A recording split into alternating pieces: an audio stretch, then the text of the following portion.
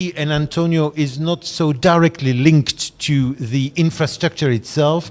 I think that we also need to consider that road infrastructure has to provide a service of safety as well. So the aspect of safety is also an important criteria that we need to take into consideration. So Antonio, the floor is yours. Thank you. Thank you very much, Christophe. Good afternoon, ladies and gentlemen. Indeed, the organizers have asked me to talk about Road Safety Horizon 2030. That means a snapshot of the road safety situation in the European Union right now, but also what is cooking, what we will see in the years to come and for the years ahead up to 2030. Therefore, the presentation comes with a health warning. It will certainly not be mainly on infrastructure as the others. It will also cover the other pillars of road safety. It will cover certainly the vehicle behavior, but you will also find references on infrastructure safety. You will allow me to also talk about my favorite subject, the European Transport Safety Council. I promise that will be very quick. 2 slides. First one, who are we? We are a Brussels-based, independent, non-governmental organization, and we bring together 60 members from all around the European Union and beyond, with the aim of advising policymakers at the European level, at the national level, on transport safety policy issues. The main activity is advisory work, but obviously we work on all areas of road safety, the 5 pillars, infrastructure, the vehicle behavior and emergency services and so on and so forth. Background about road safety in the European Union. This is the unacceptably high number of people who died in a road traffic collision in the European Union in 2016. It's enormous. It's 70 a day. Every 2 days, it's the equivalent of a fully loaded Airbus 320. Just imagine what would happen in the European Union if every 2 days we had an air catastrophe with no survivors. Obviously, there would be public outrage. We would have news headlines. We would have certainly more commitment to do that. However, just because these happen in road transport in a scattered way, not all at the same places, not all at the same time, we seem to passively accept these as a byproduct of transport in the European Union, which is certainly not acceptable. The European Union has set itself a target to reduce by half the number of road deaths between 2011 and 2020. Well, the target is the dotted curve. The solid line, on the other hand, is how we're doing. I wish the 2 curves were one on top of the other. That means that would mean we would be on target, but we're not. And you'll see that especially in the last 3 years, road safety has either been improving marginally in the EU or stagnating, or even worse, actually the number of deaths have been increasing. And that was the graph for the whole of the European Union. This rather shows how the different member states are doing. If we were to reach the target, we should be now at a 34% reduction between 2010 and 2016. However, you'll see the EU 28 on average has only done 19%, and only 3 countries of the European Union, namely Portugal, Latvia and Greece, have done reductions that are in line with reaching the target. Obviously, their starting point is certainly different from the road safety champions, and this can be seen in this picture. That is the road deaths per million population in the European Union in 2016. Basically, this is the graph showing road mortality, and it actually underlines once more how far we are from reaching a European Union of road safety, reaching to a situation where moving from Sweden to Greece via France, via Austria, via all the various member states means that we are as safe in a country as we would be in another. Far from this, and so the European Union, the different member states are still far from accomplishing this mission of having equal levels of road safety. And so far, I've just talked about the tip of the iceberg. I've just talked about the number of deaths. This is a highly underestimated number of those seriously injured in the European Union because of road collisions.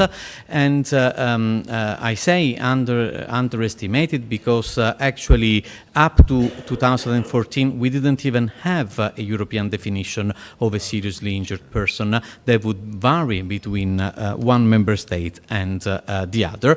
So what will happen for the future? What are the European Union and the member states doing? We are all eagerly waiting for the beginning of May, when the European Commission will publish what is called the third mobility package, which amongst a host of various measures will have a set of road safety measures which are aimed to improve the situation in the European Union in the years, in the decade to come. Amongst others, there will be a new strategy for the decade. There will be a strategy on autonomous vehicles. There will be a new infrastructure safety, or rather not a new, a revision of the infrastructure safety directive. And there will be regulation on the way vehicles are built, both for the safety of those who are in the car and for the safety of those who are outside the car.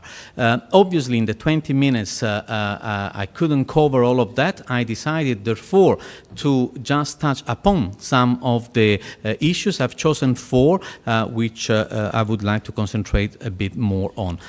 First one is the importance in future mobility scenarios of vulnerable road users. Their exposure to risk is actually very high, and they have been decreasing in terms of the number of deaths, but at a much lower pace than the safety of those inside the car.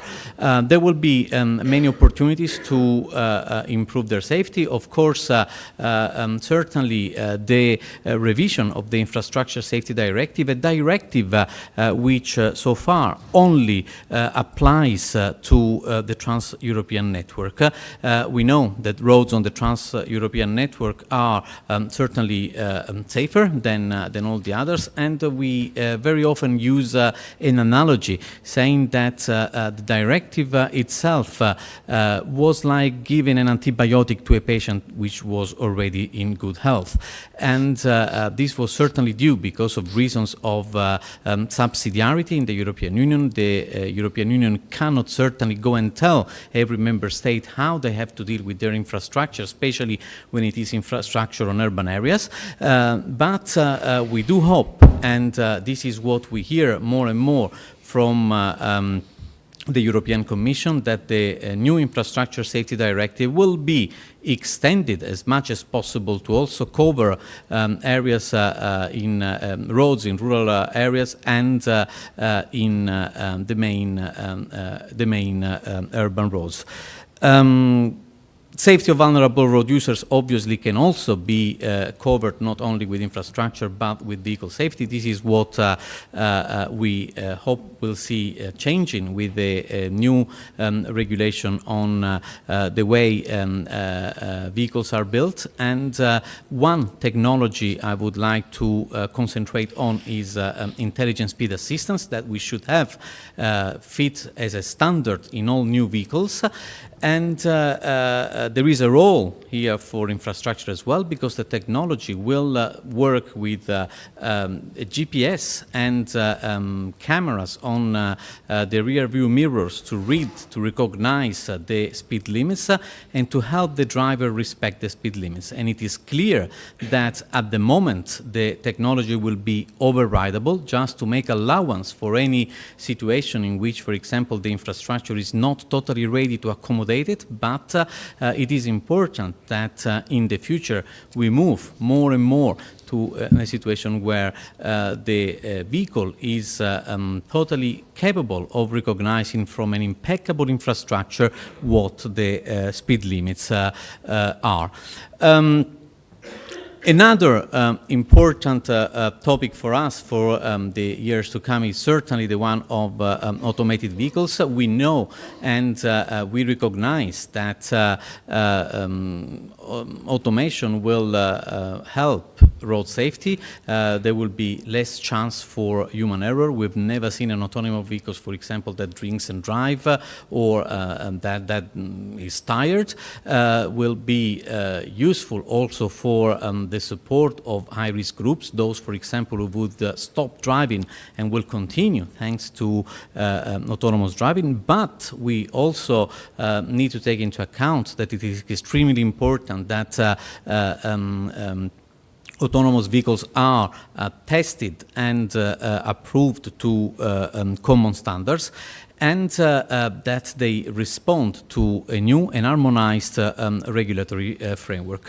And I'm sure that you followed on the news the Uber collision in recently in the United States, and that brings once again up on the agenda the importance of a common regulatory framework. Third topic I wanted to talk about is the importance of serious injuries, which has already been mentioned. I'll be very quick about that. This is, we have a target for the reduction of the number of road deaths in the European Union, and